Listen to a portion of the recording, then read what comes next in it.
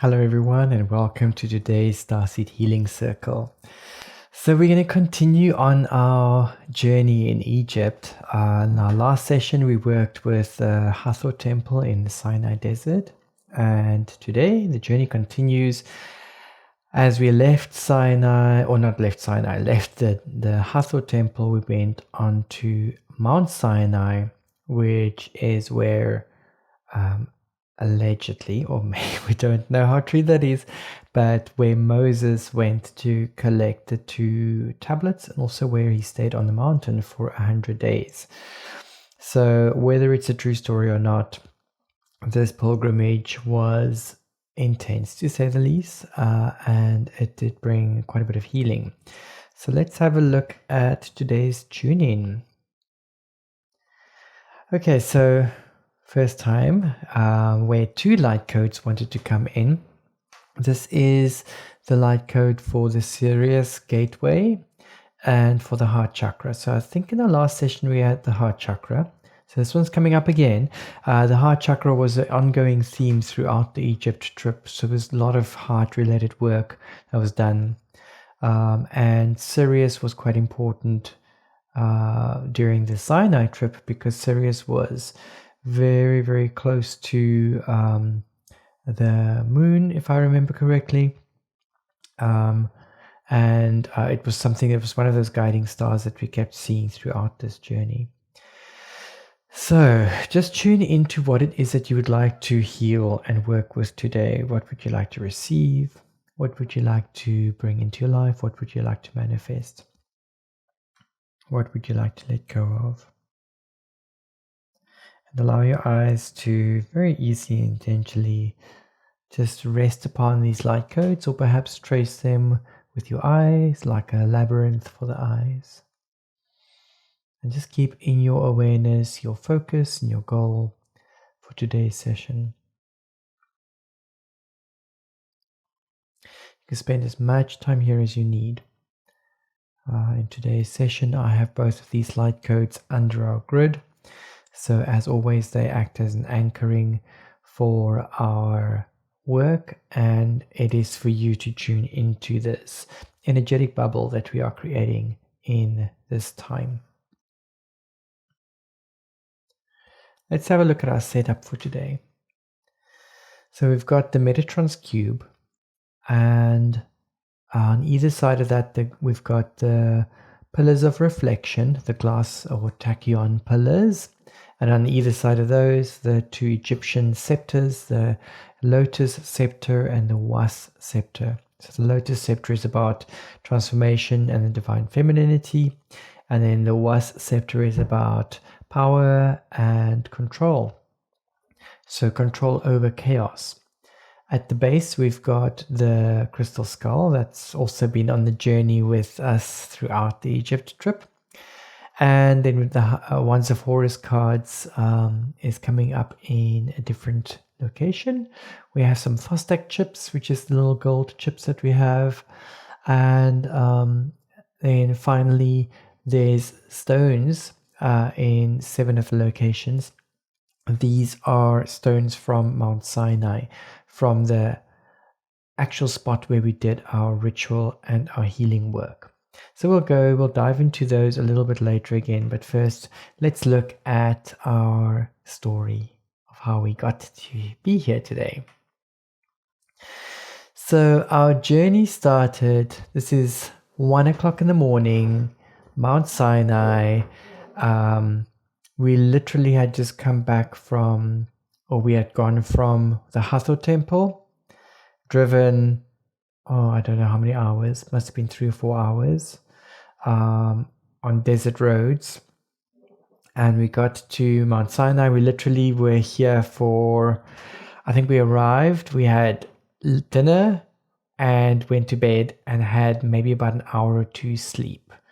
And then it was time to get up again, and 1 o'clock we were at the foot of the mountain, right next to the monastery that is built there, which looked very peaceful and beautiful. And I was very excited to actually get to the monastery. We'll get back to that one a little bit later. So we took the journey, the start of the journey on camelback. I was hesitant about that because of just how I felt the animals may have been treated. And let's maybe just chip back out of here.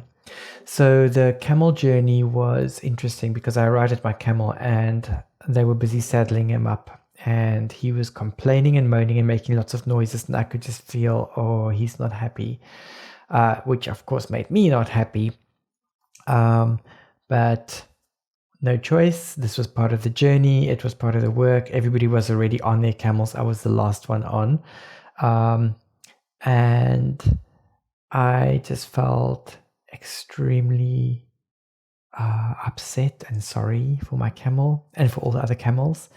And I immediately went into sending Reiki to my camel and going into Ho'oponopono. I love you. I'm sorry. Please forgive me. Thank you. I love you. Sorry. Please forgive me. I just kept repeating all of that. And as I was working with that and trying to communicate with my camel, this is now on the way up the mountain. The camel's energy was distant. Like, it knew that I was talking to it, and it literally turned its back on me and was like, I'm not listening to you. I'm not interested. But I continued doing the work, and I continued focusing intently on my camel, doing Ho'oponopono, sending Reiki, and then went into compassionate witnessing, where I just witnessed everything and apologized for the way we treated them, apologized for what it had to do, apologized that there was no gratitude. And I just continued with all of that. All of the time, the moon was above, just a little sliver like that, just like a little line. Venus was close by. Sirius was all the way around. And somewhere along the way, as I'm doing compassionate witnessing with my camel and apologizing for the way we treated it and all of that, the camel was like, you know what? Actually, I don't mind doing all of this. I just wish that we could get some credit. So it started communicating, and it was basically saying that all the people, basically they were doing the work, and their caretakers were getting all the credit and all the money and all of that. So the camel appreciated the fact that I had given it some attention and some focus and some awareness. And so we just had basically a conversation going. And I really bonded with my camel and really had a really, really nice energy coming from the camel later on. When we got to the end of the camel journey, we disembarked. And as I mentioned, I was the last one in the queue for the camels. So by the time I got there, all the other people were already having a coffee. And so I just went to go check where everybody was. And then when I went back out again, to catch some air, my camel was sitting there, and as it saw me, its face just lit up, and it was looking at me, and it was just so beautiful. It was actually a beautiful experience.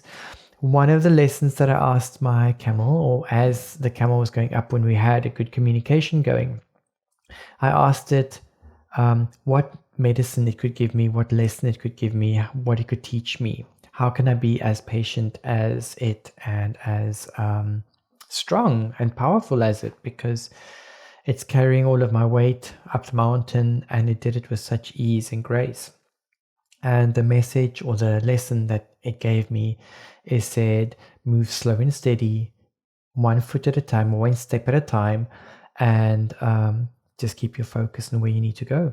And that was the lesson. And that lesson I kept with me the whole time. And even when we went down the mountain, I started walking like the camel. I used the same pace as the camel. I hardly stopped on the way down, hardly drank water on the way down. I had my big water bottle with me, but I was fine, and it was almost like within that heat and everything, I was absolutely fine to just move at a pace down. I was the first one down the mountain from our group. But we'll get back to that maybe a little bit later. Let's come back to our setup. So when we got to the top, eventually. And also maybe just circling back to the camels quickly. What happened was we were a core group of 6 people, 3 guys, 3 girls. And just as it happened, we didn't plan this. This is just because when you arrive at the camels, they literally just grab you and guide you and plonk you onto a camel. So you don't know who's going where and whatever. So we were like, initially when we got there, we scattered, we're just being taken off, and you go like, oh no, I don't know where I'm going.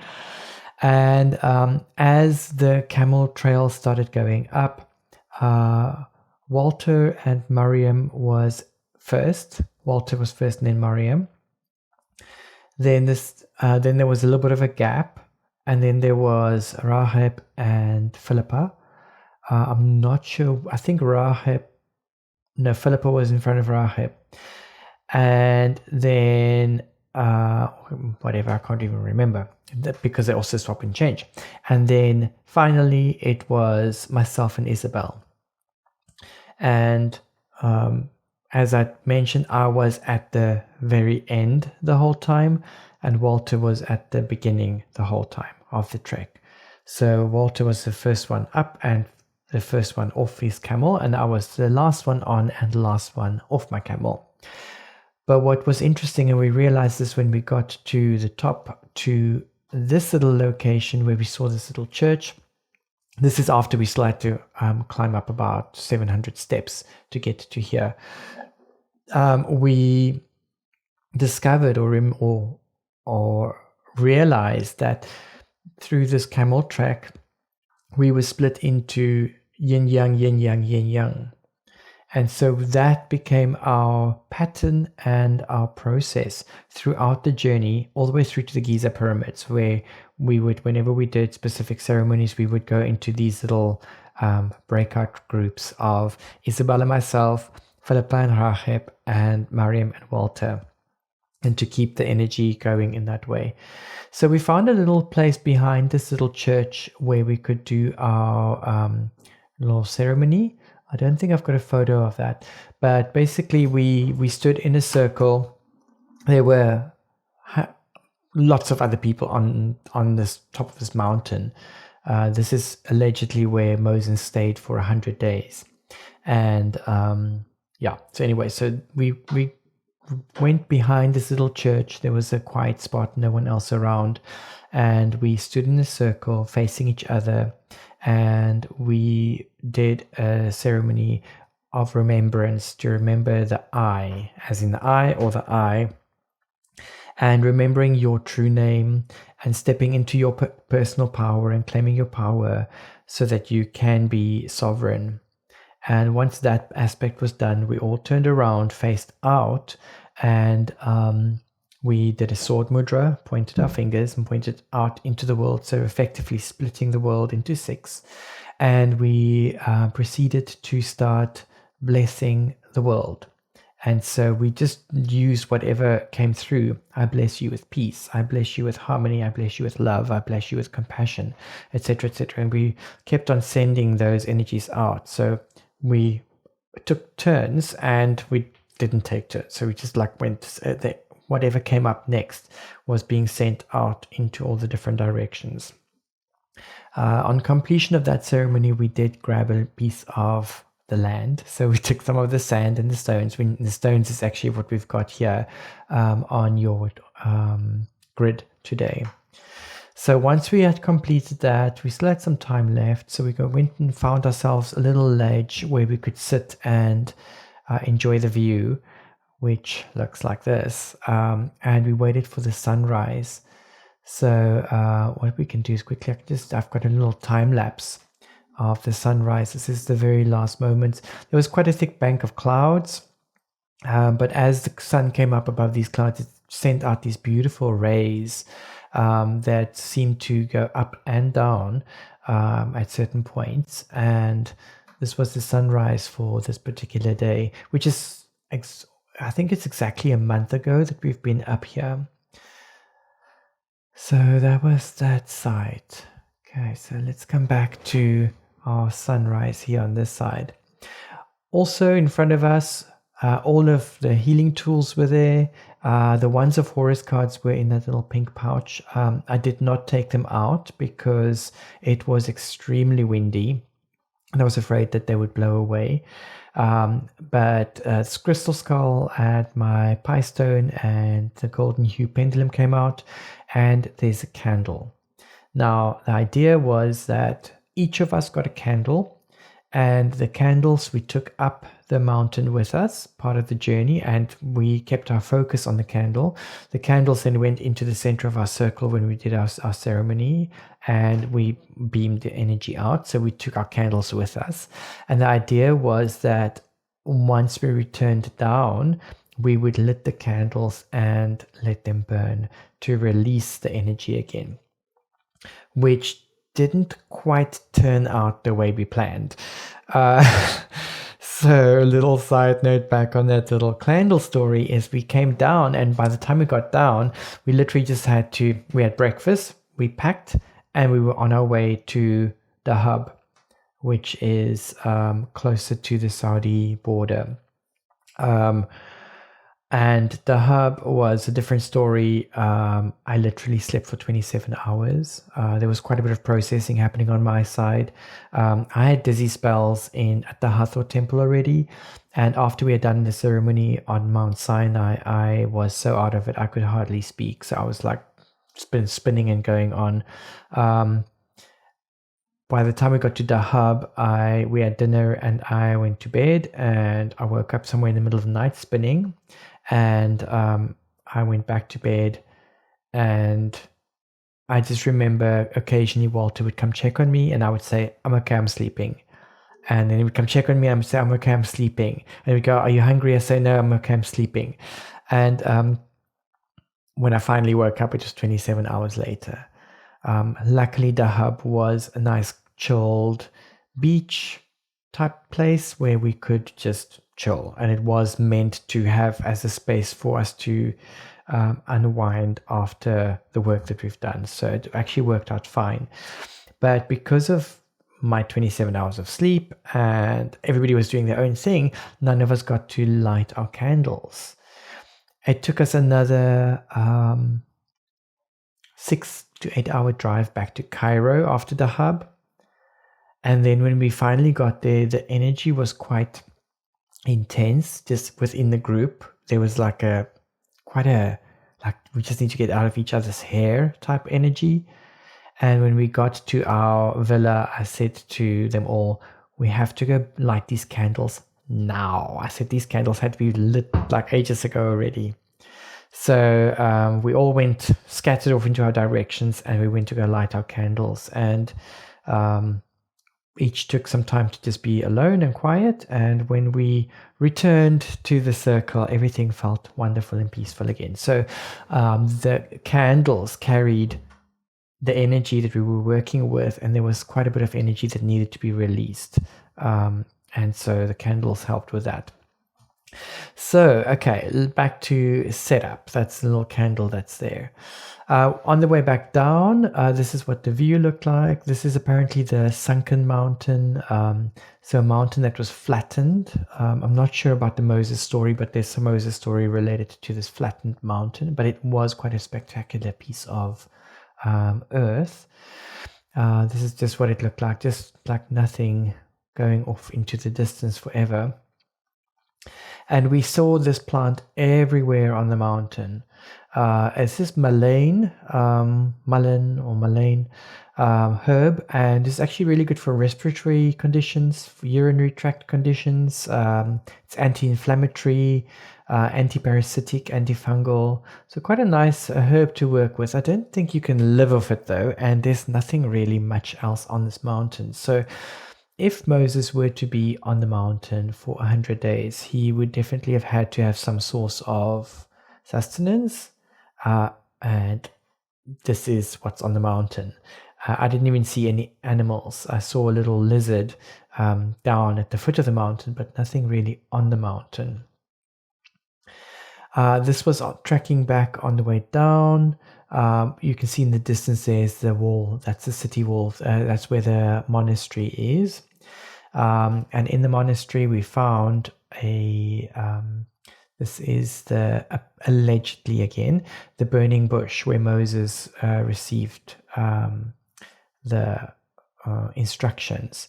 So this is it's a bramble bush. I don't know if it would be the same bush from like 4,000 years ago, but this is what they have in this location. And then there is the cathedral. I decided to go into the cathedral. Walter and Mariam said they were not going in. I didn't quite feel like I wanted to go in, but decided, well, I'm here and I may as well go in. And I got to the door and I was like, I don't want to go in, but I went like, I'm here, I may as well go in, and went in. And I went in and I was like, oh my God, this energy is not nice. And everybody else was sitting down. And I was like, okay, I'll go sit down and let's just be here. My body's like saying, get out of here. And I went to go sit down and I closed my eyes and I just felt really, really not nice vibes coming into this heart space. And I decided, F this, I'm getting the F out of here. And I got up, and as I got to the door, I literally did like cleansing, clearing, like get the stuff off me. And I walked a few steps and I was like, get the stuff off me. And like it felt like something had attached to me. It was not nice. And every few meters I would like cleanse, like wipe, until I got outside and I said to Walter, that was not good. That was not good. And I had to actually sit and do a cleansing there. The people thought I was a little bit insane, I guess, but I didn't care. And as we were walking away from it, it still felt like there were pieces of it. And I still had to cleanse and clear and pull tubes and stuff out. And on the way driving to the hub, I continued the healing work. So there was some serious stuff there, serious attachment stuff in that cathedral. And like if you ever get yourself or find yourself there, stay away from the cathedral. And it's like if the friend of mine who was there as well, she was like, wow, that cathedral was amazing. My whole body was vibrating. And I said to her, yes, it was vibrating, but what was the frequency? And she couldn't answer me and she didn't quite understand what I was saying. And I was saying, what is the frequency of the temple or of the cathedral? Because yes, it's vibrating. I was vibrating too, but I didn't get a nice frequency from it. I got a low frequency from it. She said that she got a high frequency, but I guess, I don't know if she was in just denial or defense about it, or maybe I was just being in the funny space. I don't know. Could have been our candles. Who knows? I just know for me personally, not a good one. So I would not repeat that cathedral. Anyway, so that takes us back to, yeah. Okay, so anyway, so I'm going to also send you a link to Walter's story. Walter wrote a little article about the journey up Sinai. And also there's a healing opportunity today. I'll send a link to his post on that as well, where there's some planetary alignment today. So there's an opportunity here for some clearing and working with courage and things like that. So some work to be done. So what I will do is, let me just actually organize my windows a little bit, because I need to get my files that we're going to be working with. Okay, and then we're going to dive into the healing session. So let's see, how can I do this without losing anything? Okay, there we go. Okay, so we're looking at this setup. I mentioned to you that we've got the stones from Sinai. We've got the setup here with the Wands of Horus cards. So we have, there's 4 ones in the north, south, east, west directions in the center. And they are literally, the bottom one is earth. The one on the, I was actually pointing that way. The one on the left is water, the one on top is air, and the one on the right is fire. In the center, we've got the heart. Right at the bottom, we've got the divine child, and forming a triangle with that is the divine feminine, divine masculine. The upward facing triangle. The top one is radiance and the bottom two are both the Neta Neteru. So what we are receiving here is, well, we've got the base, which is sort of the anchoring point. It's the divine masculine feminine into the divine child.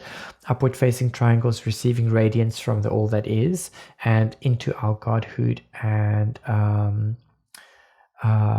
sovereignty. And then that's combining with the 4 elements and into our heart space. So making all of this real for us. Okay, so let's do a bit of healing work around this. So emotions that's coming up here when we do this healing work is clarity, and it's in relation to cooperation. So just take a moment to find what that means for you. Where do you have clarity? Where do you need clarity? Where would clarity be better for you in relation to cooperation? And just use this time to really feel as deeply into this as you possibly can. The deeper you can feel, the deeper you can heal. Our next emotion is decrepit, and it's in relation to independence. So decrepit in relation to independence. So decrepit is something that's worn out or ruined. It could be because of neglect or age. So where is your independence? Ruined or worn out or neglected?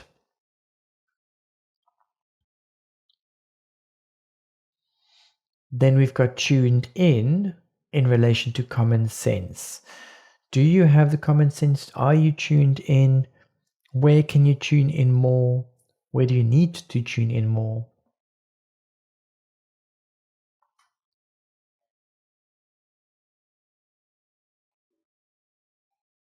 And what we want to do is we want to look at just finding another dimension on top of all of these emotions, and the dimension is conception. So conception is right from before birth, like you are still in the womb, you've just been conceived, which means this is the sins of the fathers, if you want to look at it that way. And this is in relation to decrepit, and which is in relation to independence.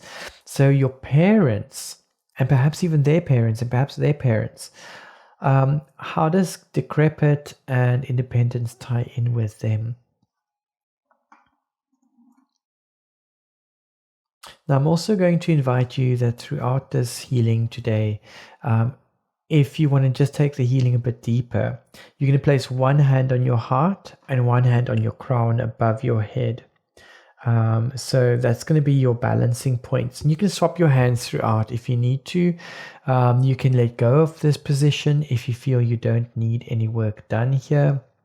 So whatever works for you, just see what feels comfortable. If you need to spend a bit of time, or if you need to process a specific emotion, then place one hand on the heart, one hand on the crown. Okay. So I am working with the Etheric Weaver Pendulum. I'll put a picture up for you as well for this. And I'm doing the healing work with this particular pendulum today. So I want you to close your eyes and just get into those emotions that I asked you about and really feel them. So clarity in relation to cooperation, decrepit in relation to independence, tuned in relation to common sense. Also tuning into the story that I told you about the journey, about how animals are mistreated, how people seem to be oblivious to what's happening around them, how humanity is acting and reacting towards each other. Also bearing in mind that the whole Gaza Strip story was actually busy boiling at the time we were on Mount Sinai. So the whole war happening, what's happening in the world right now, just bring all of that into your awareness, into your focus, where your frustrations lie, your anger, perhaps some aggression. Just bring all of that in.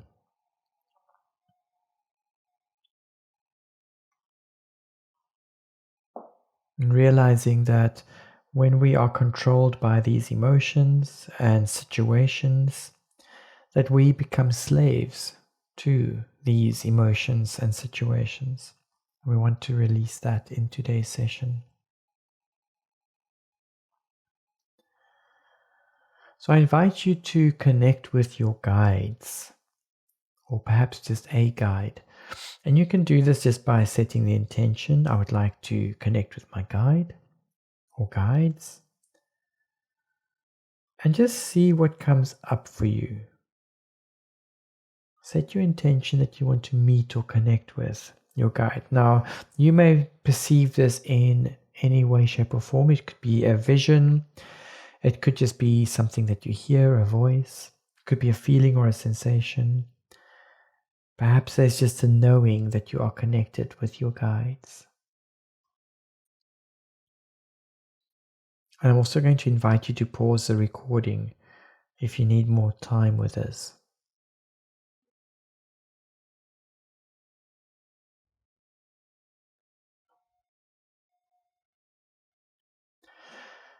When last did you feel this way? When last did you connect with your guides?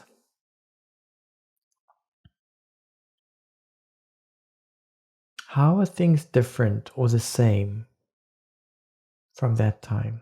How do they compare to the previous times? What's different?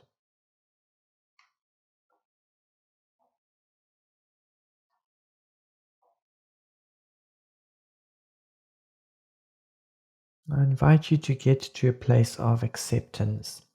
Accepting the way things are, accepting the connection that you had with your guides or have with your guides, how it was different, how it is now.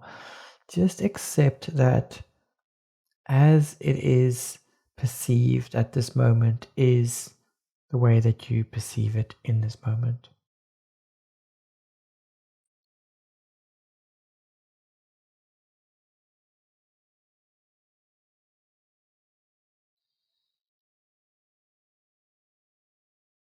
Now we are invited to change polarity, so putting ourselves in another person's shoes. If your healing is about a connection with another person or healing a relationship, I'm going to invite you to step into that person's shoes to see if you can feel or perceive what that person is going through in his or her life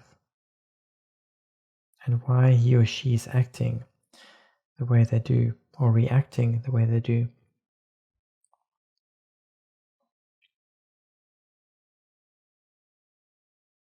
And this can be used for anything else. So if you are affected by any situation, person, change your polarity and see what it would feel like to take that other person's position or role. Or if you were on the other side of the situation, whatever it may be. And here you may need some time to really allow yourself to go into those different positions. You could physically change your location within the room, like where you are currently sitting or lying becomes your spot, and if you move to another location in the room, that becomes the polarity change that you're making. Again, pause here, spend as much time here as you need, try and get as much information about that polarity change. What does it feel like, or what information do you receive from connecting deeply with the other person's side of the story?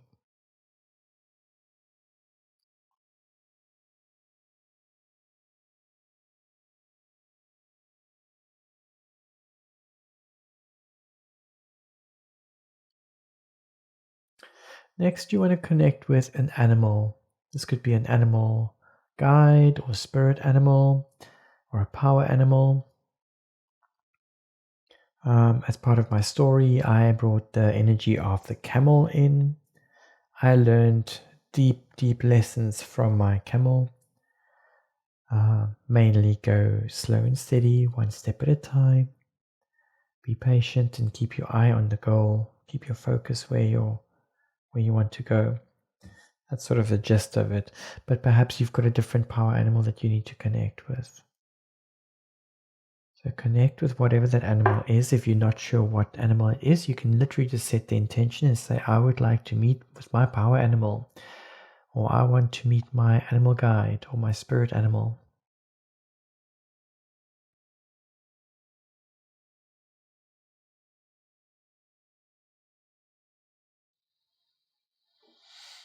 Once connected to this power animal, what lessons are you learning from this experience? What lessons can the animal teach you?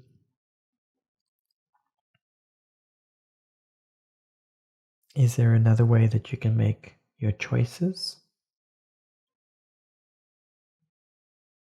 How would that look?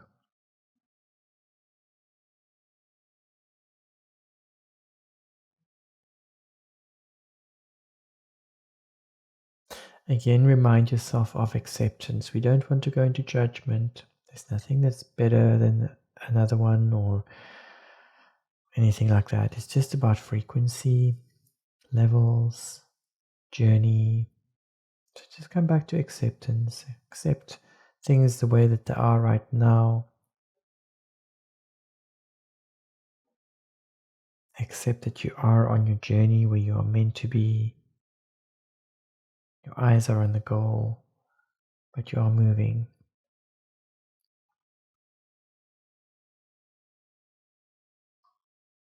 And then you're called to connect to another person. Who is this person that you need to connect with? Is there someone in your life that's maybe standing in your way, or it feels like he or she is standing in your way of you getting to where you need to be, or doing what you need to do? Or is there someone that you need to say something to? This is a person who's alive.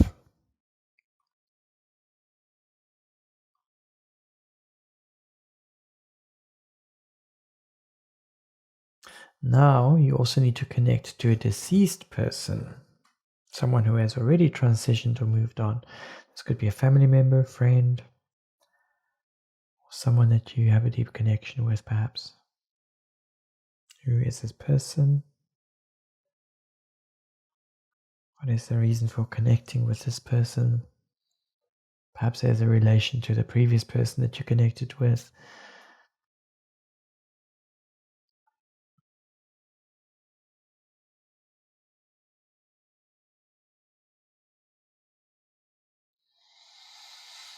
And now you need to connect to a part of your body. Perhaps a part of your body that needs healing, or a part of your body that's not feeling 100%.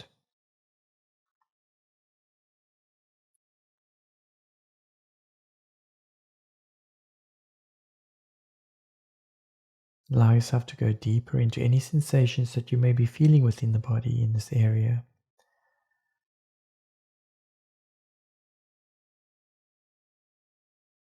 Is there an emotion that comes up?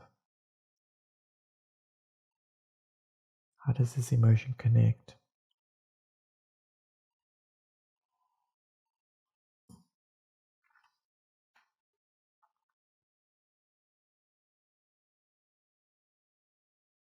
Go deeper into this emotion and express the emotion. I feel.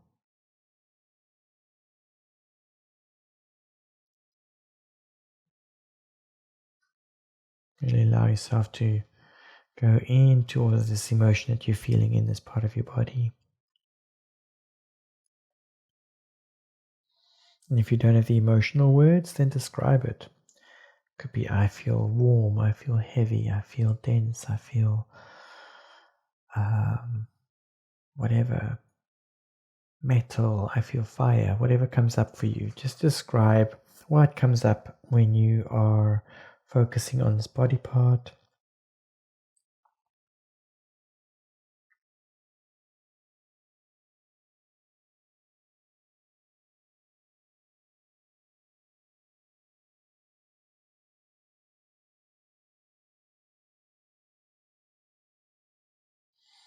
As you do this, also focus on any sensations or changes that may happen within the body. It could be in other parts of the body. So as you're working on this one body part, expressing the feelings that you have there and releasing them, you may find that it has a cascade effect on other body parts. Just bring your awareness to those other body parts. Do the same over there.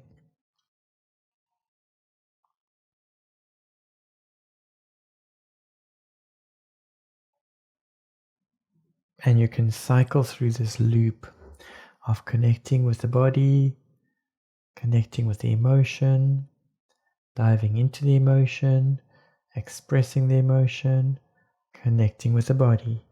Go deeper into the sensation, get into the emotion, express the emotion, and connect with the body. And go deeper into sensation, what's the emotion, express the emotion, and go back into the body.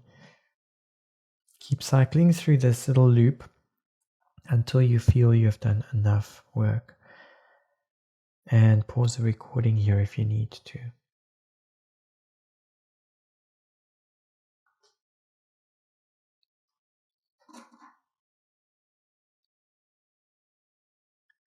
Okay.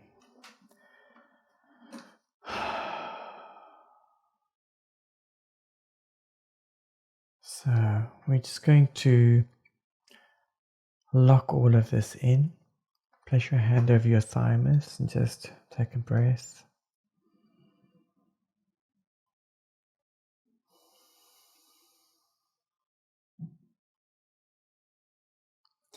Next, you're going to take all of your fingers together, like take all of the fingers together with a little hole in between your fingers, and then open up so you've got them nice in a circle.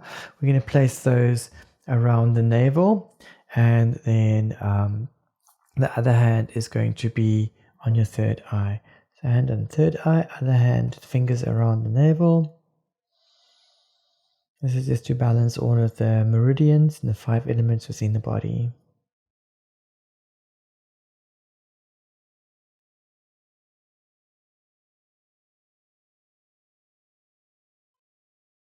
Next, from your eyes straight down until you get to the edge of the ribs, there's going to be those 2 points, and then another point equidistant above that, so you form a little triangle.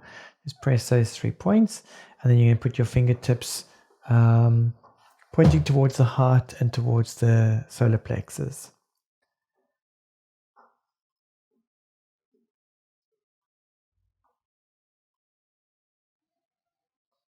You may feel like just intuitively you feel almost like your fingers want to move away. That's all good.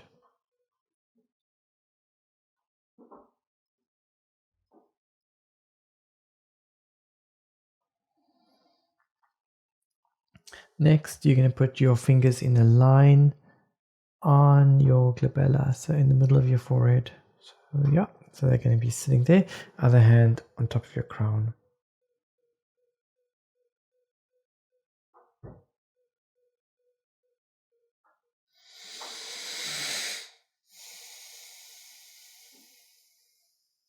And then finally, middle fingers behind the ears on the mastoid process, the bone behind the ears. Just press into that bone, that round bone. Press a few seconds and then let go. All anchored in. Okay, so then it takes us through to our homework. Yay! So homework, we've got 2 things. You can choose if you want to do both, or if you just want to do one or none. It's all entirely up to you. The homework is a way to anchor in and to tell the body that the message have been heard and you are there to help. So the first piece of homework is light therapy. So light therapy could be anything to do with light, whether it's shining lights on the body, different colored lights, whether it is spending more time outdoors in the sunlight, perhaps becoming aware of lights in your life. What lamps do you use? Are you using fluorescent lamps or incandescent lamps or candlelight? Or what have you got? What type of light do you bring into your life? And then the other one is aerobic step. Back to the 80s and the 90s. So aerobic step is obviously an aerobic exercise, and it is using steps to get your heart rate up. There's not many people who teach this anymore. I actually used to teach this. I think I need to do this again. I need to go grab my steps as well. So you put some good music on, and then you do some aerobic step. If you have a step, great, do that. If you don't have a step, you can literally just do even running up and down steps. That could also help. It's not as fun as aerobic step, but that's something that you can do. So that concludes our healing session for today. And I will see you in our next session, where we will move on to the next part of the Egyptian journey. I think we'll be heading off to Karnak next. Okay, so we'll see you then. Take care. Sending you lots of love and light. Bye.